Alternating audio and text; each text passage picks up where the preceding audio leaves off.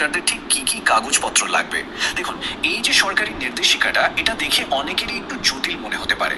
তো চলুন আজ আমরা এই পুরো বিষয়টাকে একদম সহজ করে বুঝে নিই। এই যে দেখুন, স্ক্রিনে যে অফিসিয়াল নোটিশটা দেখা যাচ্ছে, সব তথ্য কিন্তু এখানে দেওয়া আছে। আমরা এখন যেটা করব, এই নোটিশটার প্রতিটি অংশ ধরে ধরে আলোচনা করব, যাতে কোনো রকম কনফিউশন না থাকে আর পুরো ব্যাপারটা জলের মতো পরিষ্কার হয়ে যায়। আচ্ছা, তাহলে শুরু করা যাক। প্রথমেই আসছি সবচেয়ে সহজ ক্যাটাগরিটা নিয়ে, মানে যাদের নাম অলরেডি 2002 সালের ভোটার লিস্টে আছে, তাদের জন্য নিয়মটা কি। চলুন দেখে নেওয়া যাক। ব্যাপারটা কিন্তু খুবই সোজা। যাদের নাম 2002 এর ভোটার লিস্টে আছে, তাদের জন্য লাগবে মাত্র দুটো জিনিস। এক, ভোটার লিস্টের যে পাতায় নামটা আছে সেটার একটা ফটোকপি।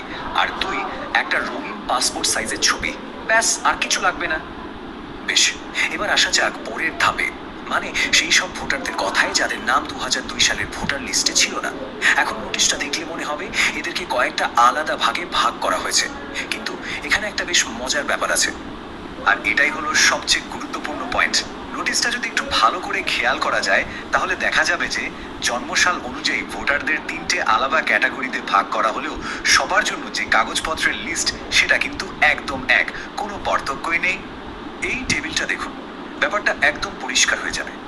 জন্ম জুলাই 1887 আগে হোক, কি 1887 থেকে 2000-এর মধ্যে, অথবা ডিসেম্বর 2004-এর পরে, যাই হোক না কেন, প্রত্যেকটা ক্ষেত্রে কিন্তু মাত্র তিনটে জিনিস লাগছে।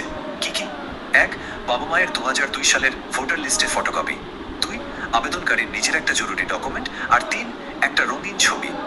তার মানে মূল কথাটা হলো, এই তিনটে ক্যাটাগরির জন্য নিয়মটা আসলে একই। তো এখন মনে প্রশ্ন আসতেই পারে যে, এই যে বলা হলো নিজের একটা জরুরি ডকুমেন্ট লাগবে, তো সেই ডকুমেন্ট হিসাবে ঠিক কোন কোন কাগজ জমা দেওয়া যাবে, চলুন সেটাই এবার দেখে নিই।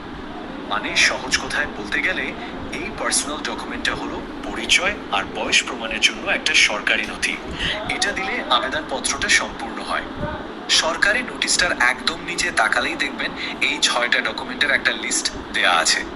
এর মধ্যে থেকে যে কোনো একটা দিলেই কিন্তু চলবে। কি কি আছে লিস্টে?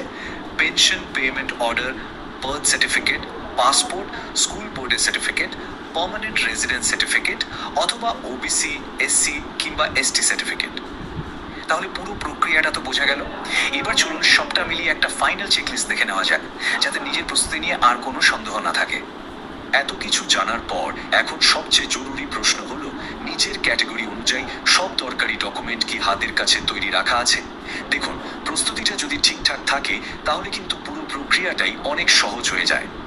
শেষ করার আগে একটা কথাই বলার, দেখুন, ভোটারদের তথ্য রেকর্ড করা বা সেটা আপডেট করার এই পুরো কাজটা হয়তো একটু জটিল লাগতে পারে, কিন্তু একটা গণতান্ত্রিক দেশের জন্য এটা কিন্তু একটা ভীষণই মৌলিক আর খুব গুরুত্বপূর্ণ একটা প্রক্রিয়া।